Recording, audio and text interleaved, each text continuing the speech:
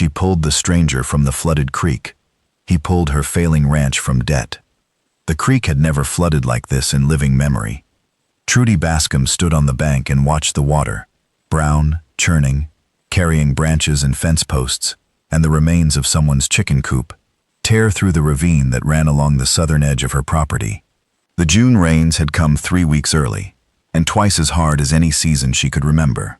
And Willow Creek, which was ordinarily a gentle trickle you could step across in your good boots, had become a roaring, violent thing that ate the banks and turned the low pasture into a lake. She was calculating how many fence posts she had lost when she saw the horse. It was downstream, caught against a deadfall of cottonwood trunks that the current had jammed across the narrowest point of the ravine. The horse was thrashing, its head barely above the surface, its eyes showing white with panic. And beyond the horse, tangled in the branches and half submerged, was a man. Trudy did not think. She grabbed the coil of rope from the fence post where it always hung, looped one end around the nearest cottonwood trunk, and waded into the current. The water hit her like a wall. It was cold.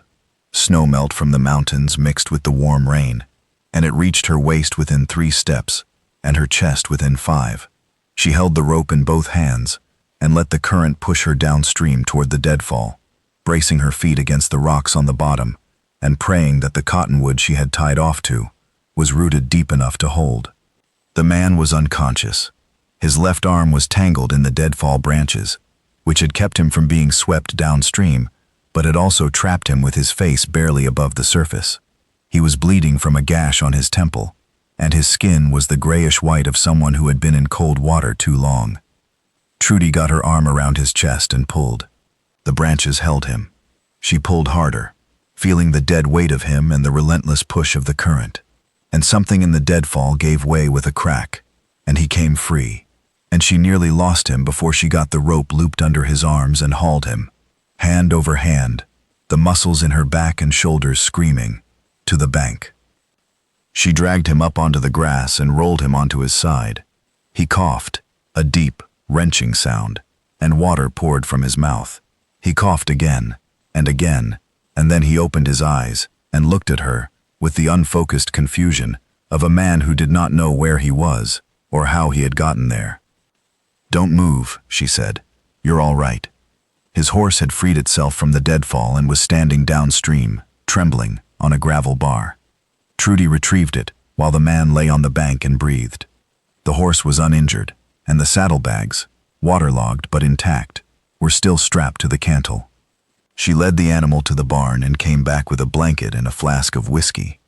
Trudy sat on the bank beside him and caught her breath. Her arms were trembling, not from cold, though she was soaked to the bone, but from the adrenaline that was draining out of her now that the danger was past. She looked at her hands. They were scraped raw from the rope, and her right palm had a deep friction burn that would blister by evening. She did not feel it yet. She felt only the enormous, shaking relief of having pulled a living man out of water that wanted to kill him. She had always been this way. Her mother had called it recklessness. Her father had called it grit. Trudy called it doing what needed doing. When the barn caught fire the winter after her husband died, she had carried 2 saddles and a pregnant mare out through the smoke before the neighbors even arrived. When a rattlesnake got into the chicken coop, she had killed it with a hoe and gone back to collecting eggs. She did not think of herself as brave. She thought of herself as practical, a woman who had learned early that the world did not pause for hesitation. His name was Orrin Caldwell. He was a surveyor for the Territorial Land Office, riding between county seats with his instruments and his maps when the flood caught him at the creek crossing. The current had swept his horse off its feet, slammed them both into the deadfall, and knocked him unconscious against the branches.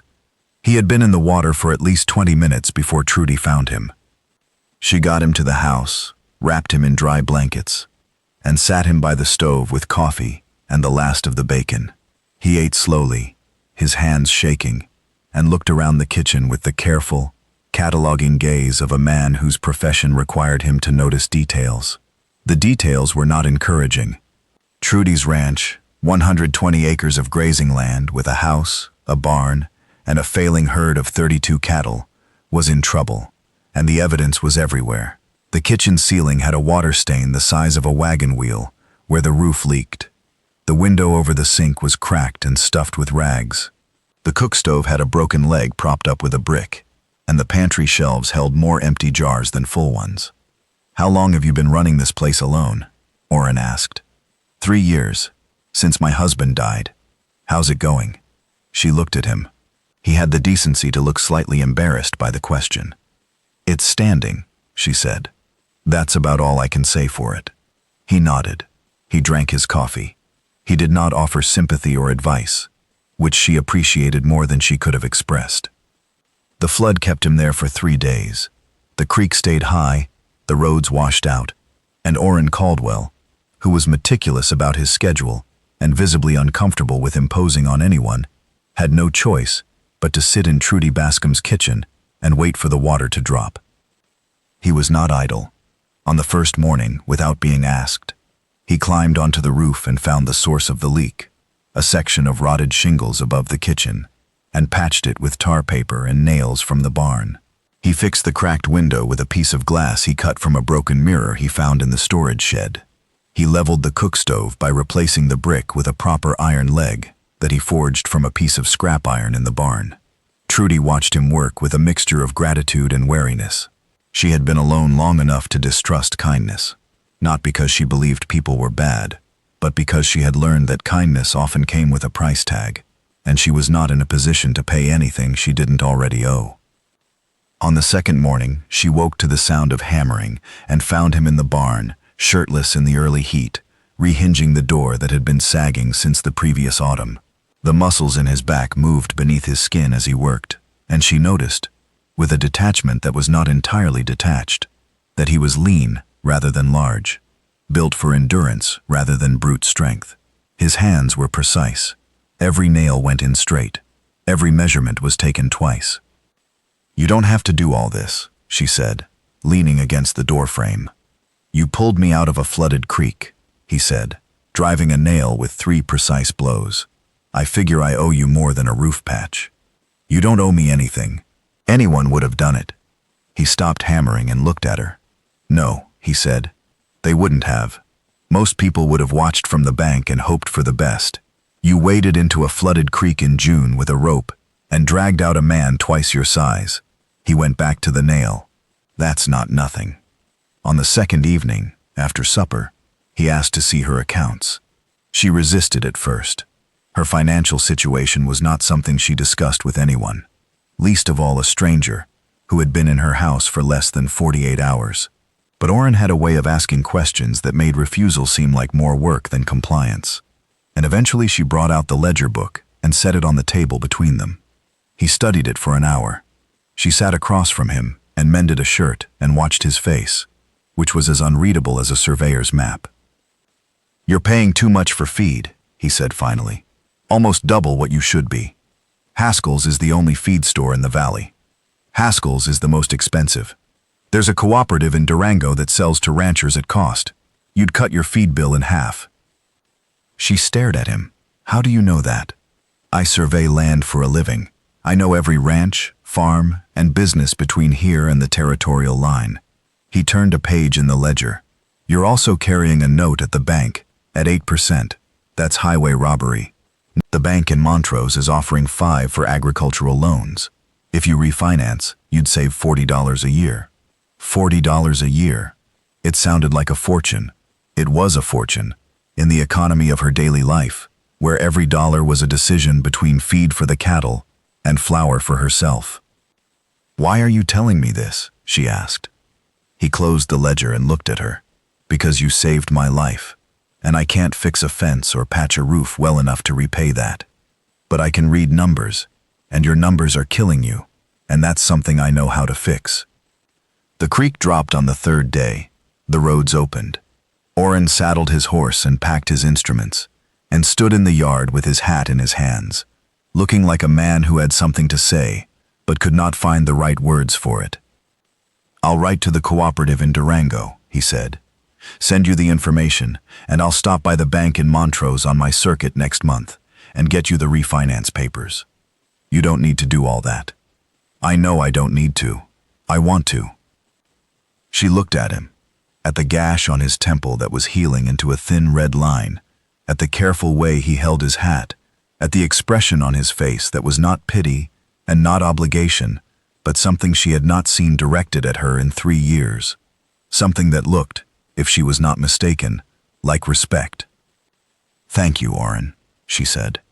He rode away down the muddy road, and she stood in the yard and watched him go, and the house behind her was dry and level, and solid in a way it had not been in months, and the ledger on the kitchen table held numbers that, for the first time since her husband died, pointed somewhere other than down.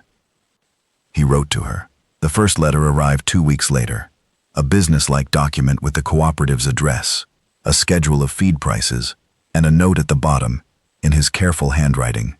"The creek crossing has been repaired. Hope the pasture dried out." She wrote back. She told him about the pasture, which had dried, and the cattle, which were healthy, and the roof, which had not leaked since he patched it. She told him about the refinance papers, which she had received and signed and sent to the bank in Montrose. She told him, with a directness that surprised her even as she wrote it, that the house felt different since he had been there, not just repaired but attended to, as if someone had noticed it for the first time in years. His next letter was longer. He told her about his circuit, the long rides between county seats, the lonely evenings in boarding houses, the satisfaction of laying a straight line across wild country, and knowing that the line would become a road, and the road would become a town, and the town would become a place where people lived and worked and built things that lasted. He told her that he thought about the morning she had pulled him from the creek, and that he had never been more frightened in his life, and that the first thing he saw when he opened his eyes was her face, and that he had not stopped seeing it since. The letters continued through the summer.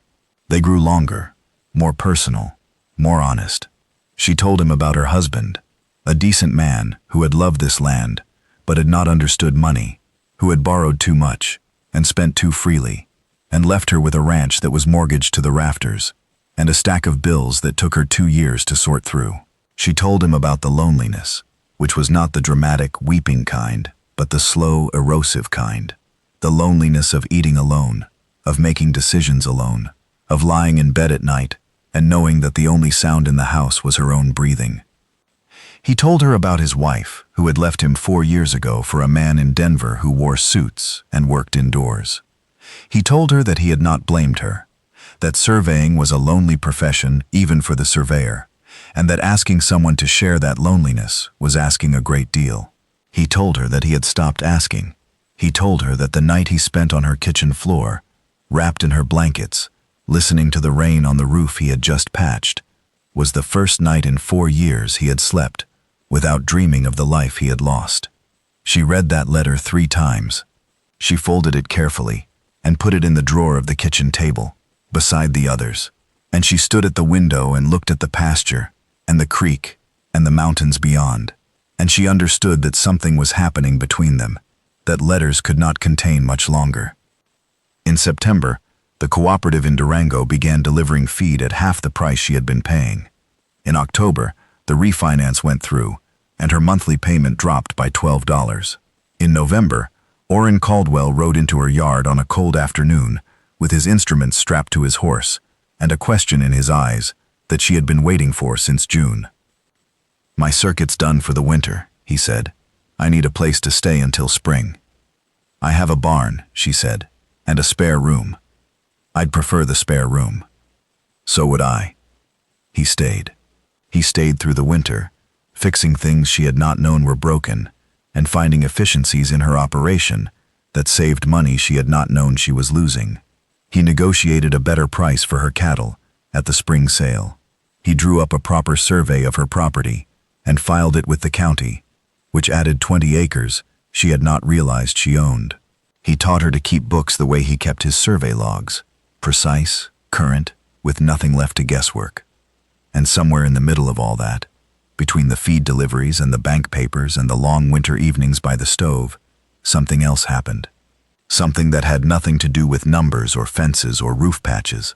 Something that grew the way the grass grew after the flood receded, slowly, steadily, from ground that had been underwater and had come back richer for the soaking. On a warm evening in April, They were sitting on the porch, watching the sun go down over the green pasture where the cattle grazed in the long light, and Trudy said, "You saved this place. You saved my life first." Orrin said, "I just did what I could with the time I had." "The time you had," she repeated. "Is that what this is? Time you had?" He turned to her. His face, the surveyor's face, precise and careful, and accustomed to measuring things, softened into something unmeasured and open. "No," he said, "this is where I want to be." She took his hand. The creek was running clear below the pasture, steady and gentle, nothing like the roaring monster that had brought him to her door. The roof didn't leak, the numbers added up, and the woman who had waded into the flood with nothing but a rope and the stubborn refusal to watch a stranger drown was sitting on her own porch, holding the hand of the man who had pulled her life back from the edge. And for the first time in 3 years, the future looked like something she could walk toward instead of something she had to survive.